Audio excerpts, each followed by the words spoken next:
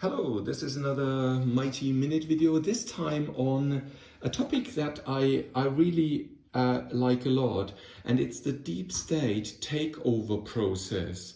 Now, how was this born? And it was actually born from when I read that Elon Musk is deep state. He's an elite, and he's trying to. Yeah, exactly. Elon Musk is evil. That is what I heard. And then I looked at, when he was born, at the age of 0, he was born, and then he read a lot. And the thing is, here line. This is when the deep state gets interested in you. So, he grows. So that means here is wealth, and, maybe power, money, economic power. Yeah, and power, wealth and power. Yeah, so influence over the world, So that means, let's take the example of Elon Musk, born in South Africa, and then, very smart kid, and so on. Deep state has no interest whatsoever. I would assume that with this $180 million deal with PayPal, that here the deep state, I think, took a look. How can we influence him?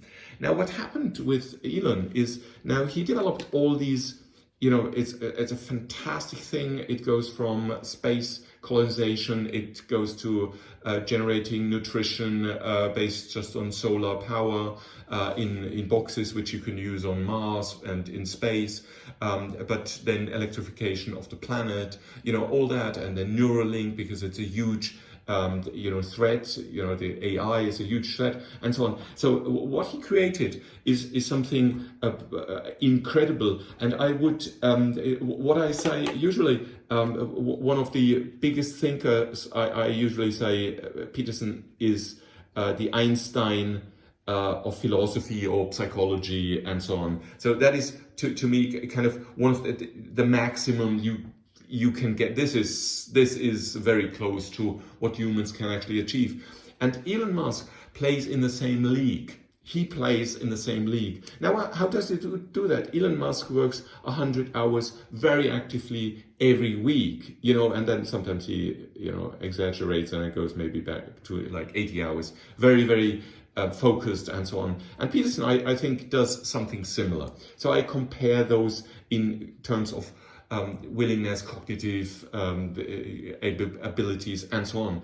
So now, you take Elon Musk, he built something in his head, and the deep state now, because wealth and power, so power influence on society, is at least has, taken a look at him, here, wow. And so that means now, the deep state, with the influence that Elon is gaining, as a kid, nothing, and then a little bit the Tesla thing, and then a little bit the SpaceX, the PayPal, and so on, and then the Tesla, and then the SpaceX, and so on, and now creating a kind of an ecosystem, like $100 billion worth and more, and now here, alert, deep state alert. So we need in some way to make him part of the deep state. Now, how that works, I don't know. How the influence is being played, and so on. But now it is a threat. So Elon, with his plans, with his brilliance, is a threat to the deep state. And so what they will do is they will make sure,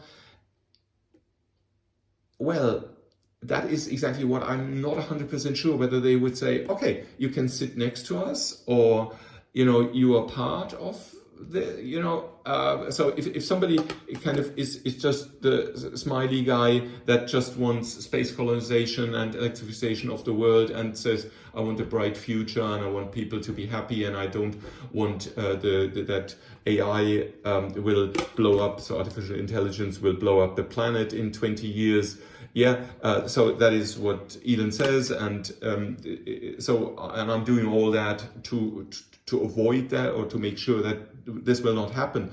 So it's now a question when or if he will be kind of dragged into a system where, or maybe he plays in parallel, I do not know. But definitely the deep state will look at exactly these things. He gets too powerful. He is in a position, it's like a state or now a company that is, and the deep state will definitely try to get it under control. Something that is important, a person that is important, wealthy, or a state that is important, a country that is important, they will try to get under control, because it is in the end all control.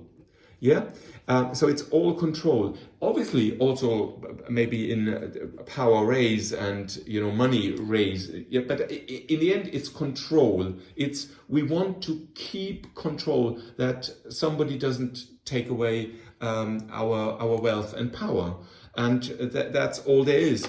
And for the moment, whenever I hear that Elon Musk is an evil, and he belongs to all those bad people, then I have to say, I noticed that with Google, because Google kind of moved from this happy company into kind of a more